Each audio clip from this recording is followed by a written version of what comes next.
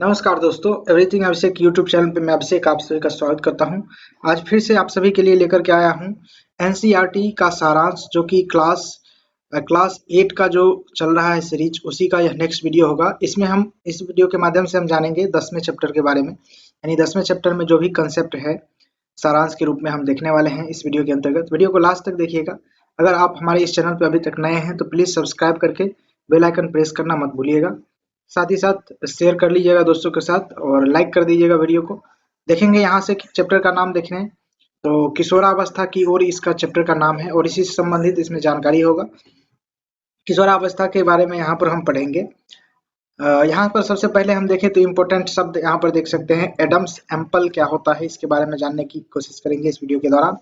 किशोरावस्था क्या होता है, एड्रीनेलिन क्या होता है, संतुलित आहार, अंतःस्रावी ग्रंथियां, एस्ट्रोजन हार्मोन्स, इंसुलिन, पीयूष ग्रंथि, यौनारंभ, जननात्मक अवस्वास्थ्य जो है कि गौण लैंगिक लक्षण, लिंग, गुणसूत्र, लक्ष्य स्थल, टेस्टेरॉन, देख सकते हैं टेस्टोस्टेरॉन, थायरॉक्सिन और स्वर यंत्र। इन सभी फैक्टों के बारे में हम जानने की कोशिश करेंगे इस चैप्टर के अंतर्गत विस्तृत रूप में।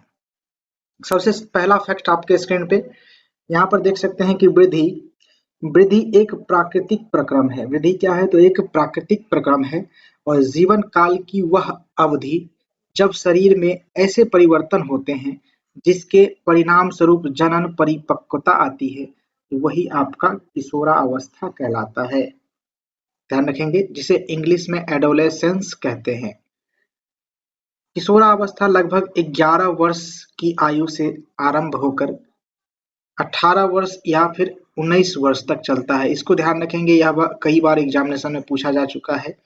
किशोरावस्था की अवधि क्या होता है, तो 11 वर्ष से लेकर के 18 वर्ष या फिर 11 वर्ष से लेकर के 19 वर्ष, दोनों ऑप्शन आप टिक आउट कर सकते हैं एनसीईआरटी के दौरान।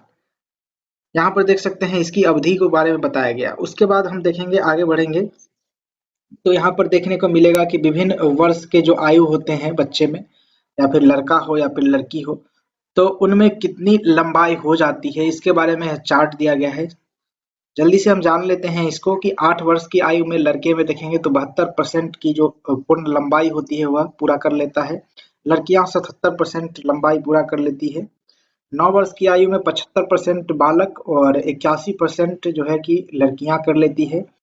10 वर्ष में 78% जो है कि बालक और 84% लड़कियां। 11 वर्ष में 81% लड़के और 88% लड़के लड़कियां। और उसके बाद देख सकते हैं 12 वर्ष की आयु में 84% लड़का और 91% जो है कि लड़कियां कर लेती है। उसके बाद जो है कि 13 वर्ष की आयु में देखेंगे तो 88% आपका जो है कि लड़के आयु पूरा कर लेते हैं, 95% लड़कियां कर लेती है। 14 वर्ष की आयु में 92% लड़के द्वारा पूरा कर लिया जाता है और 98% लड़कियां कर लेती है। 15 वर्ष में आपको देखने को मिलेगा 95% लड़कियां आयु पूरा कर लेती है लंबाई, और 99% आपको देखने को मिलेगा जो कि लड़कियां कर लेती है। उसके बाद 16 वर्ष की आयु में 98% लड़के आयु लंबाई जो पूरा कर लेते हैं और लड़के जो है लड़कियां जो है कि 99.9 यानी कि लगभग पूरा कर लेती है लंबाई। उसके बाद देखेंगे तो 99% आपको लड़के की लंबाई पूरा हो जाती है 17 साल में, और 100% 17 साल में ही पूरा कर लेती हैं लड़कियां। और 18 वर्ष में तो दोनों परिपूर्ण रूप से लंबाई अपनी की पूरा कर लेते हैं। तो ये चीज आपको ध्यान रखने की जरूरत है। और पूर्ण लंबाई की जो गणना होती है, इसका फॉर्मूला आप देख सकते हैं। वर्तमान लंबाई सेंटीमीटर में आप रखेंगे ऊपर में, बटे वर्तमान आयु की पूर्णतः लंबाई आप रखेंगे यहाँ पर और 100 से गुना कर देंगे, तो आप निश्चित ही रूप से किसी भी बच्चे की जो लंबाई है वह निकाल सकते हैं। यहाँ पर देखेंगे कि एक उदाहरण के तौर पे आपको देखने को मिलेगा एक लड़का जिसकी आयु 9 वर्ष है तथा लंबाई 120 सेंटीमीटर है, तो वृद्धि काल की समाप्ति पर उसकी अनुमानित लंबाई क्या होगी, तो देख सकते हैं 120 जो है कि उसका पूर्ण लंबाई है, अभी उसका वर्तमान में लंबाई उतना है 120 सेंटीमीटर, और 75 सेंटीमीटर आपको देखने को मिलेगा 9 वर्ष में। लड़के की आयु पूछा है तो 9 वर्ष में आप देखेंगे तो 75% है, तो 75 वहां रखेंगे और 100 ऊपर में रख करके गुना कर देंगे, तो 160 सेंटीमीटर इसका जो है कि आंसर आ जाएगा। इसकी जो लंबाई होगी इस बालक की, अधिकतम लंबाई 160 सेंटीमीटर होगी।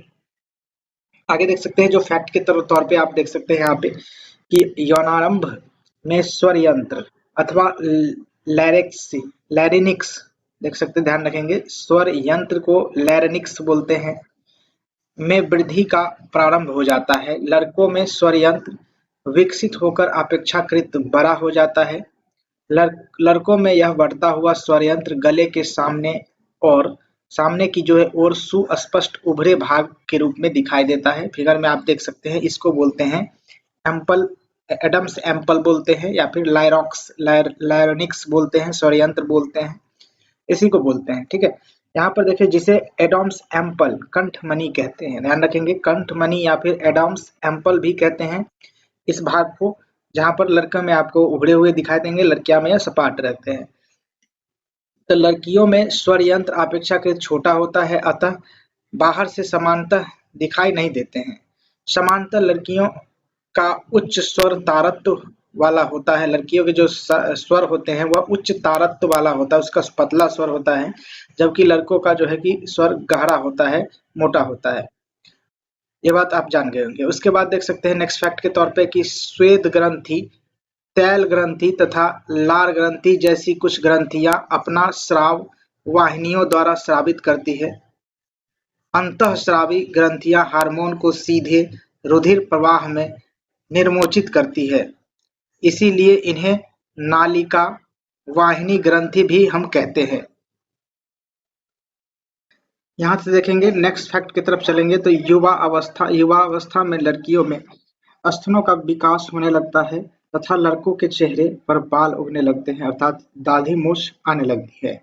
ये लक्षण क्योंकि लड़कियों को लड़कों से पहचानने में सहायता करते हैं, अतः इन्हें गौण लैंगिक लक्षण भी कहते हैं। गौण लैंगिक लक्षण किसे कहते हैं? तो लड़कियों में उसका जो स्तनों का विकास होना और लड़कों में दाढ़ी मूछ का आना, यह गौण लक्षण के अंतर्गत गौण लैंगिक लक्षण कहलाते हैं। नेक्स्ट है कि किशोरावस्था में होने वाले परिवर्तन हार्मोन द्वारा नियंत्रित होते हैं। हार्मोन रासायनिक परिवर्तन पदार्थ होता है। हार्मोन क्या है? तो रासायनिक पदार्थ होता है, और जो जो भी परिवर्तन होते हैं वह हार्मोन के उत्तरदायी होते हैं, मतलब हार्मोन के कारण ही होते हैं। अंतःस्रावी ग्रंथियां अतः अंतःस्रावी तंत्र द्वारा स्रावित किए जाते हैं, और यौनारंभ के साथ ही वृषण जो है कि पौरुष हार्मोन अथवा टेस्टोस्टेरोन तथा टेस्टोस्टेरोन का स्रवण प्रारंभ कर देता है। यानी कि पौरुष हार्मोन के रूप में आप जाने तो टेस्टोस्टेरोन इसका जो है कि पौरुष हार्मोन होता है, यह स्राव होने प्रारंभ कर देता है। यह लड़कियों में परिवर्तनों का कारक है। यह लड़कियों में परिवर्तनों का क्या है? तो कारक है। आगे बढ़ेंगे तो नेक्स्ट स्क्रीन पे यहाँ पर आपको दिखेगा जानकारी के रूप में कि किस क्लास का पीडीएफ आप कैसे प्राप्त कर सकते हैं। जो पीडीएफ आप पढ़ रहे हैं तो इसको आप किस तरीके से प्राप्त कर सकते हैं। A4 साइज में आपका प्रिंटेबल फॉर्मेट में मिल जाएगा। सामान्य सी प्राइस रखा गया है। इस प्राइस को आप पेमेंट करेंगे इस क्यूआर कोड के माध्यम से और इस नंबर पे सेंड कर देंगे पेमेंट स्लिप, निश्चित ही रूप से आपको मिल जाएंगे इसका पीडीएफ। आगे बढ़ेंगे, देख सकते हैं आपके स्क्रीन पे जो जानकारी है नेक्स्ट फैक्ट के रूप में। यहाँ पर कहता है कि लड़कियों में यौनारंभ के साथ ही अंडाशय या फिर स्त्री हार्मोन या फिर देख सकते हैं एस्ट्रोजन उत्पादित हो, यानी स्त्री हार्मोन को क्या बोलते हैं? तो एस्ट्रोजन हार्मोन बोलते हैं, उत्पादित करना प्रारंभ कर देता है, जिससे कि स्तन विकसित होता है। दुग्ध स्रावी ग्रंथियां विकसित होती है, दूध ग्रंथियां कहते हैं इसे, जिसे स्तन के अंदर विकसित होती है।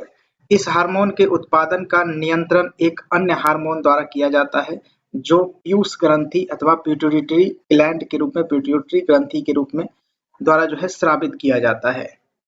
अंतःस्रावी ग्रंथियां हार्मोन रुधिर प्रवाह में स्रावित की जाती है, जिससे क्या होता है? तो वह शरीर के विशिष्ट भाग अथवा लक्ष्य स्थल तक पहुंच सके। यानी कि अंतःस्रावी जो ग्रंथियां होती है वह हार्मोन का रुधिर प्रवाह में स्रावित कर लेती है, जिससे क्या होता है? तो वह शरीर के विशिष्ट भाग अथवा लक्ष्य स्थल तक पहुंच सके। इसीलिए उसे जो है कि ब्लड में ही उसे संचारित कर देता है वह ग्रंथि किसी भी हार्मोन को। आगे बढ़ेंगे तो देखेंगे लक्ष्य स्थल हार्मोन के प्रति अनुक्रिया करता है और हमारे शरीर में अनेक अंतःस्रावी ग्रंथियां है, जो कि जैसे कि वृषण, अंडाशय, इस प्रकार के जो ग्रंथियां हैं, जैसे लैंगिक हार्मोन स्रावित होते हैं। ध्यान रखेंगे, वृषण और अंडाशय जैसे क्या होता है, तो लैंगिक हार्मोन स्रावित होते हैं। ये सारे के सारे अंतःस्रावी ग्रंथियां होते हैं।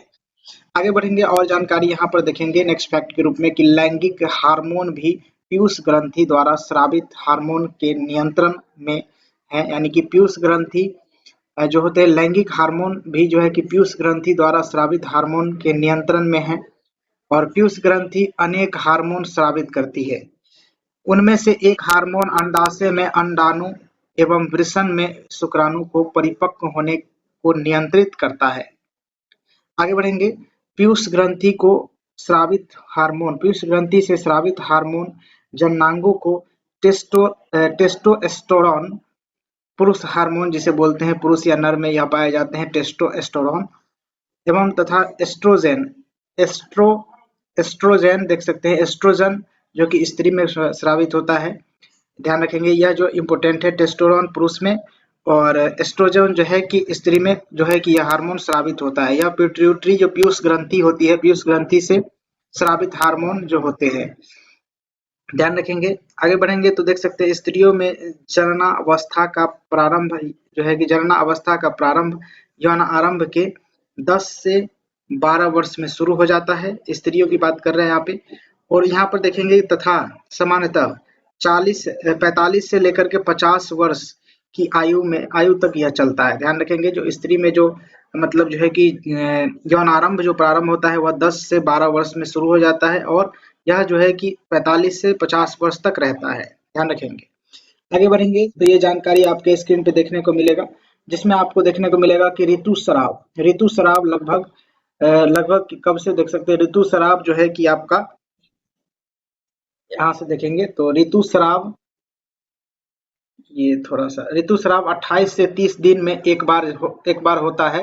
और पहला ऋतुस्राव यौन आरंभ में होता है, जिसे रजो दर्शन कहते हैं। जो पहला ऋतुस्राव होता है, जिसे हम एमसी के रूप में जानते हैं हम लोग, तो ये देख सकते हैं कि सामान्य तौर पे हम जानते हैं एमसी में, जिसे मेट्रो देख सकते हैं, इसे मेनिस्ट्रुअल साइकिल बोलते हैं, मेंस्ट्रुएशन साइकिल बोलते हैं जिसे।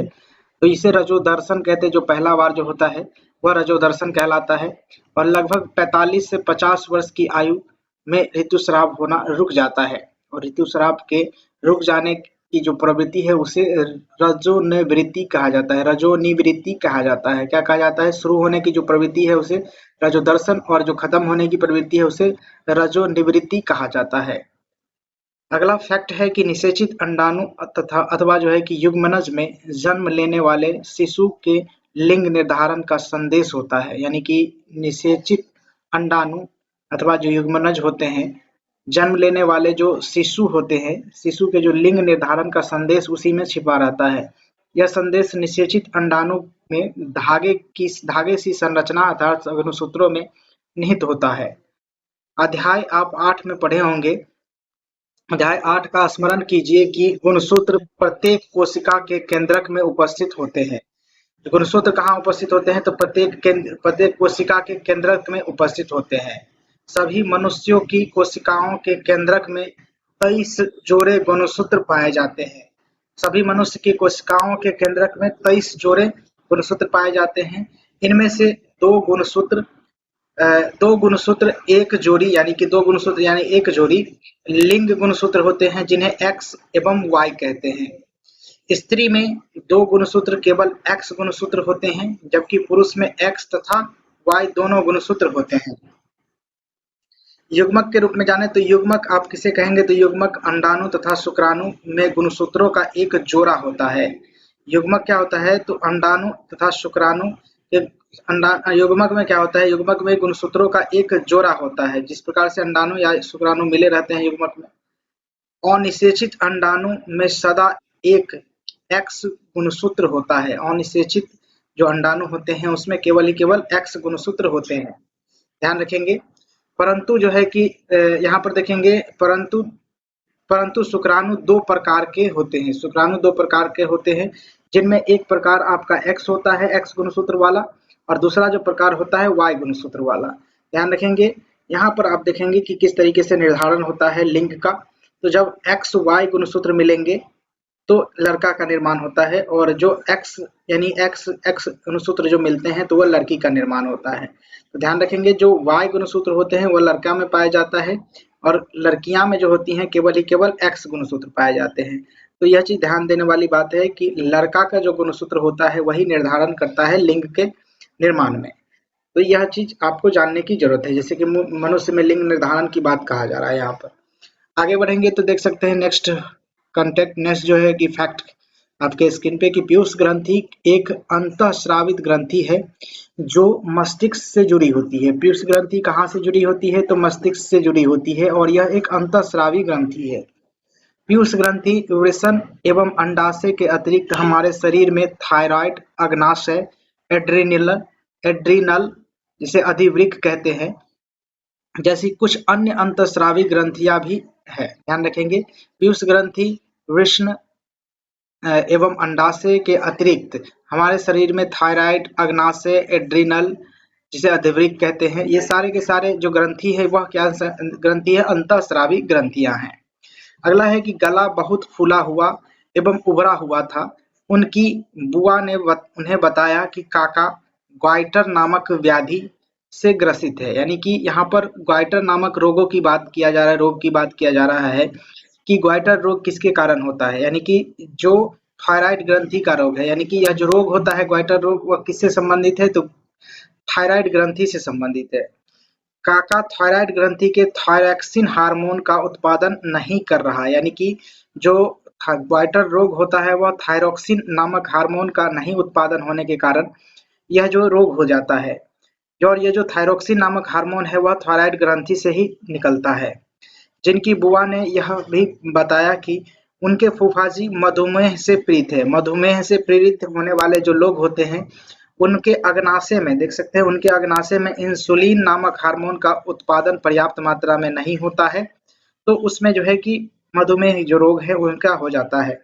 यानी कि मधुमेह रोग किसके कारण होता है? तो अग्नाशय में इंसुलिन हार्मोन की उत्पादन नहीं होने के कारण, पर्याप्त मात्रा में उत्पादन नहीं होने का कारण मधुमेह जैसी रोग हो जाते हैं। अगला जो यहाँ पर देख सकते हैं फिगर में, मनुष्य के शरीर में अंतःस्रावी ग्रंथियों की स्थिति कहाँ है?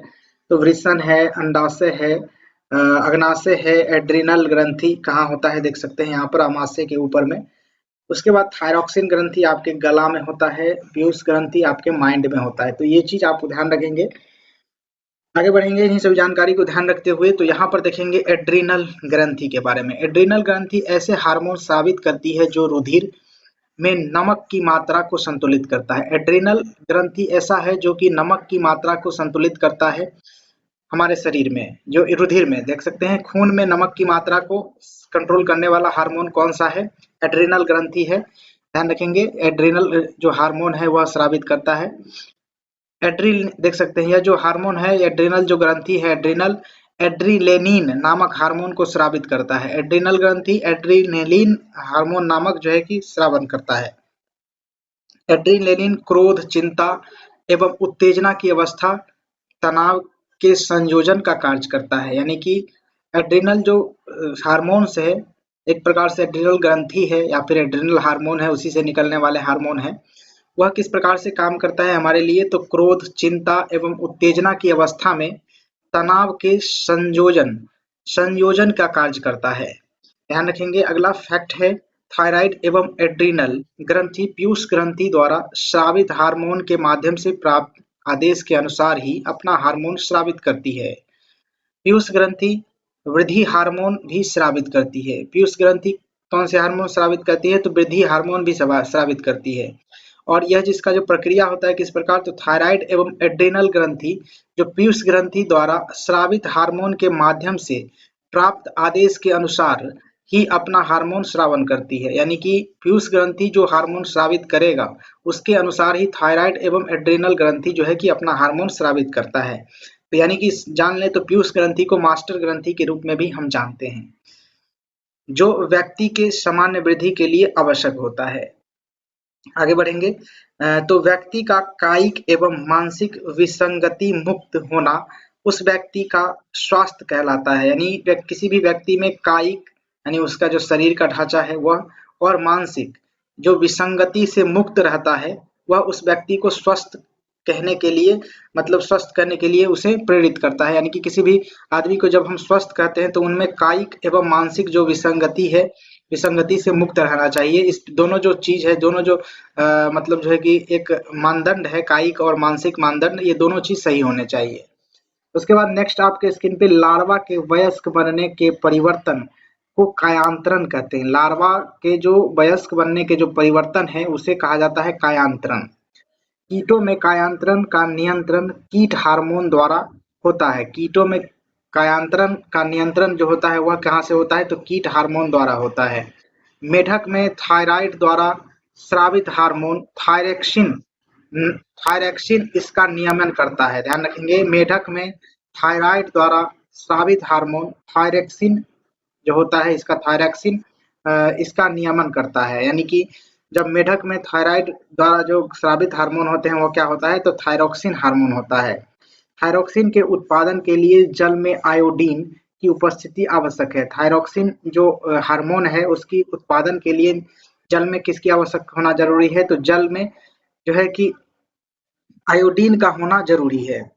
यदि जल में जिसमें कि टैडपोल वृद्धि कर रहे हैं पर्याप्त मात्रा में आयोडीन नहीं है, तो टैडपोल जो होते हैं वयस्क मेढक में परिवर्तित नहीं हो पाते हैं। ध्यान रखेंगे, जो टैडपोल होते हैं, यानी टैडपोल कहने का मतलब जो मेढक के जो बच्चे होते हैं वह जो है कि अपने वयस्क रूप में तभी परिवर्तित हो सकते हैं जब जिस जल में आयोडीन की मात्रा होगी तभी जाकर के। ठीक है, अगला देखेंगे कि संतुलित आहार का अर्थ क्या होता है। तो संतुलित आहार भोजन में प्रोटीन, कार्बोहाइड्रेट, वसा, विटामिन एवं खनिज का पर्याप्त मात्रा में समावेश होना चाहिए, तो तब जाकर के वह संतुलित आहार के रूप में जाना जाता है।